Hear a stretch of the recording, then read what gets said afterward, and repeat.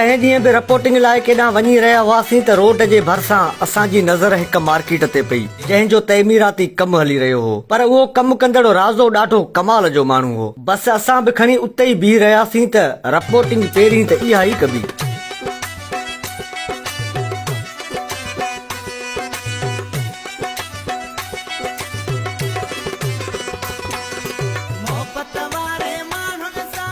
कीअं आहे न कमाल जो कारीगर।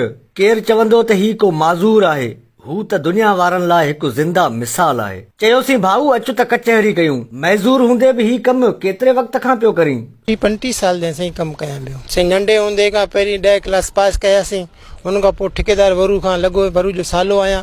पोइ मालिक जे लख एहसान आहिनि, लॻी वियसि कमु सां 30-35 साल मज़ूरी कयां पियो। हाणे पहिरीं मज़ूरी कंदुसि, तगारी खणंदुसि, हाणे मिस्त्री थी विया। मालिक जा लख एहसान आहिनि। पुछोसीं मैट्रिक में पास कई, पोइ तालीम अध में छो छॾी? बसि कुझु गुरबत जे करे उनजे करे छॾे ॾिनी। बसि कम खे कैंसर हो, उहो गुज़ारे वई, हुन ते ख़र्चु कयो, माल मतो उहो हुनखे खपाए छॾियो।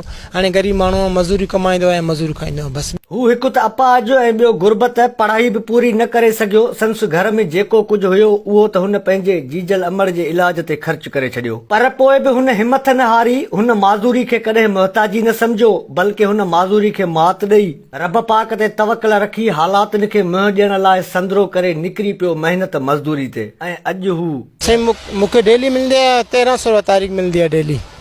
जी हा, शादीशुदा आहे। जी हा, हे साईं हिकिड़ो छोकिरो आहे ऐं ॿिया ॿार आहिनि कोन। हिकिड़ो छोकिरो आहे, हिकिड़े ऐं 3 भाती आहियूं घर में। मालिक जा लख एहसान आहे, मज़ूरी कंदो आहियां, हिन में गुज़ारो थी वेंदो आहे। ही पोरत कारीगर नाले बानू पाण ज़ात जो भील आहे। बानू त हू रब पाक जो आहे जंहिं मथसि हेॾी सारी बाज कई आहे जो हू चङनि भलनि जीअं महिनत मज़दूरी करे पंहिंजे बचनि जो पेट पाले थो। पुछोसीं भाऊ किथे किथे कमु कयो अथई? ही साईं मूं पेरूमल कमु कयो, सांगड़ कमु कयो, खिपरे शहर में जाम कमु कयो। पलेस्तर बि कंदो आहियां, चुणाई बि कंदो आहियां, काठी जो बि कमु कंदो आहियां, छजो बि लॻाईंदो आहियां।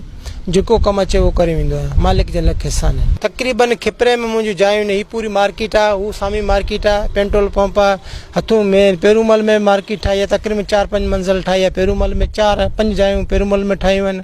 कारी मोरी बि मुंहिंजूं जायूं आहिनि ठहियल, जाम आहिनि, घणनि खां ॿार आहिनि साईं। इन ॻाल्हि में को शक न आहे त हिमत वारनि जे आॾो झुकी पवे थो नेठि जबल। बसि हिमथे बंदा त मदद ख़ुदा। बानू भील माज़ूर हूंदे बि महिनत कश हिकु ख़ुददार इंसान आहे, जंहिं मां उन्हनि माण्हुनि खे सिखणु घुर्जे जेके मामूली माज़ूरी खे बि मुहताजी सम्झी वतंदा आहिनि दुनिया वारनि अॻियां हथ टंगींदा। मज़ूरी ॾियण वारी त वाक़ई रब जी ज़ात आहे, पर इहो हरगिज़ न विसारजे त हिमत ॾियण वारी बि रब जी ज़ात आहे। आवाज़ टीवी जो थोराइतो आहियां, जेको मुंहिंजो इंटरव्यू वठी दुनिया खे ॾेखारनि पिया। ऐं दुनिया वारनि खे कहिड़ो मैसेज ॾींदे? मुंहिंजो उन्हनि लाइ इहो ई पैगाम आहिनि, पंहिंजे हक़लाल जी रोज़ी कयो, पिनण खां बचो।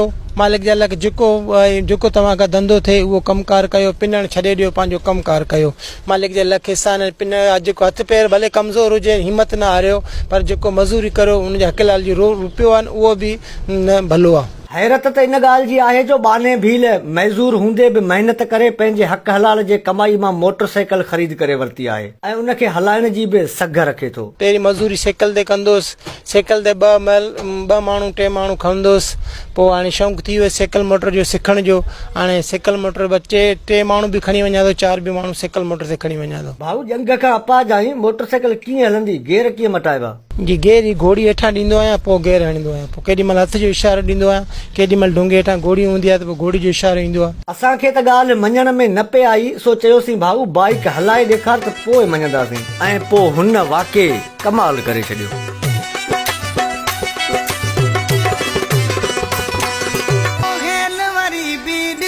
सोना नौको मडल मचाईंदासीं।